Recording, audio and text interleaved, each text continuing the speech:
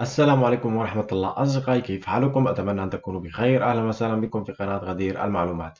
اليوم سوف نتعرف على تفسير رؤية السمك في المنام، ولكن قبل أن نبدأ أتمنى تشتركوا في القناة وتفعلوا زر الجرس وسأكون شاكرا لكم.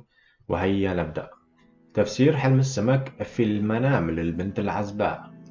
عند رؤية السمك الحي في منام البنت العزباء فإنه يدل على قدوم الخير لها، فإذا كانت تدرس فإنه يدل على النجاح والتفوق. أما إذا كانت تبحث عن عمل فيدل على التحاقها بوظيفة مرموقة في وقت قريب.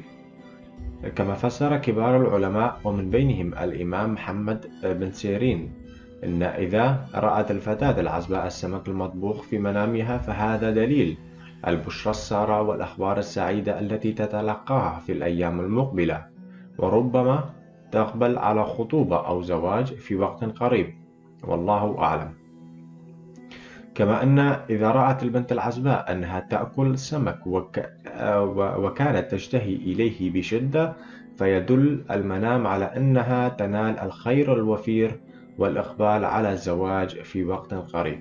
تفسير حلم السمك في المنام للمتزوجة.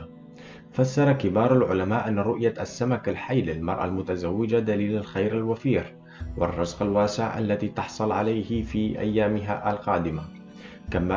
كما أن إذا رأت المرأة المتزوجة أنها تقوم بتحضير وليمة من السمك لأهلها فيدل المنام على أنها سوف تقوم بالتجهيز بمناسبة سعيدة في بيتها. كما أوضح أيضا أن رؤية السمك الحي للمتزوجة دليل على سماع بشرى سارة، وقد يدل على إنجاب في وقت قريب إذا كانت المتزوجة متأخرة في الإنجاب. كما أن تنظيف السمك في منام المرأة المتزوجة فإنه يدل على أنها تقوم بالتجهيزات إلى الاستعداد لإقامة المناسبات السعيدة في حياتها، والله تعالى أعلم.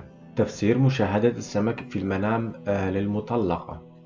إذا رأت المرأة المطلقة أنها تقوم بقلي السمك وكان له طعم جميل فيدل المنام على أنه سوف ينال الخير والرزق الوفير في حياتها وأنها سوف يرد لها حق مالي.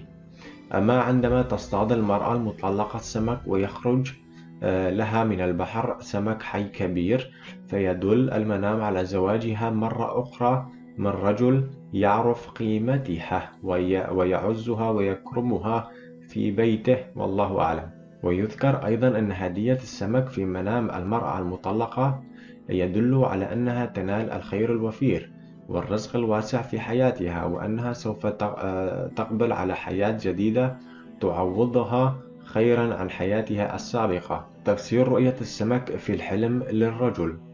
رؤية السمك الحي للرجل فإنه دليل الربح الوفير الحلال له، فإذا كان يعمل في تجارة فهذا يدل على ازدهار تجارته في الأسواق، وإذا كان يعمل بوظيفة فيدل على الترقية.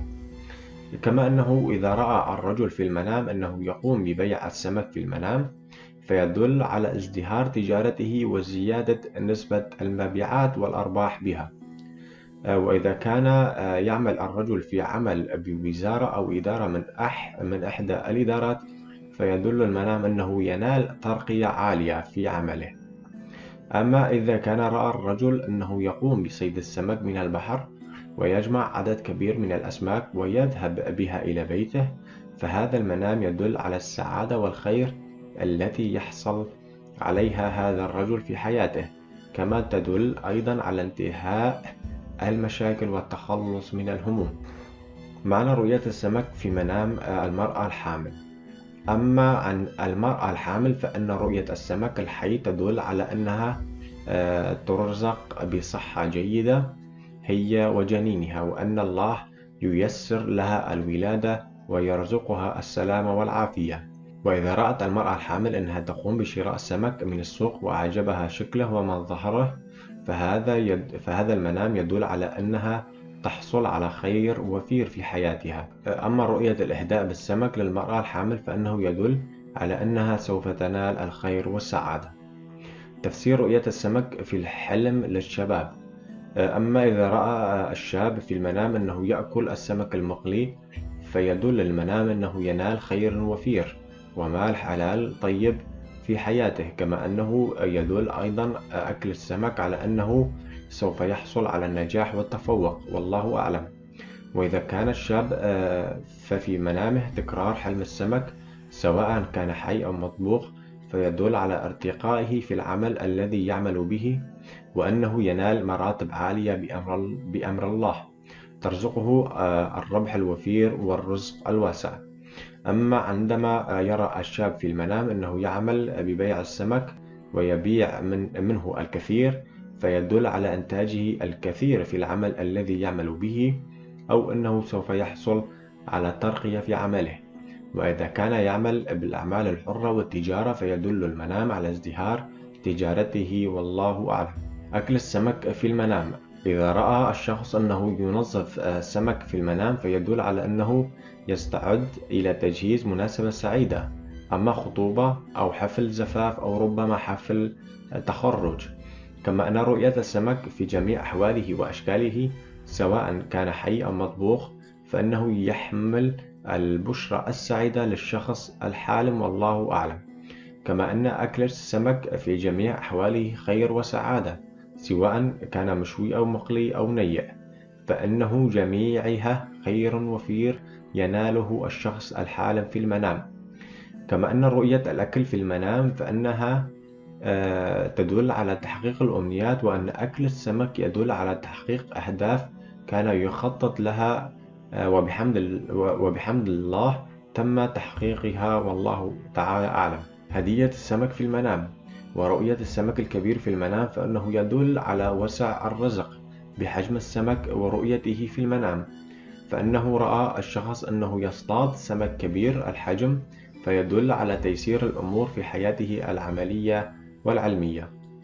أما إذا رأى الرائي صاحب المنام أنه يأخذ سمك ذو حجم كبير من أحد الأشخاص المقربين إليه، فيدل هذا على الخير الذي يجمع بينهم. أما يدل على توطيد علاقة الصداقة والمحبة بينهم، أو يدل على نسب جديد. وهكذا أصدقائي قد وصلنا إلى نهاية الفيديو، أتمنى أن تشترك في القناة وتفعل زر الجرس، وسأكون شاكرا لك، والسلام عليكم ورحمة الله.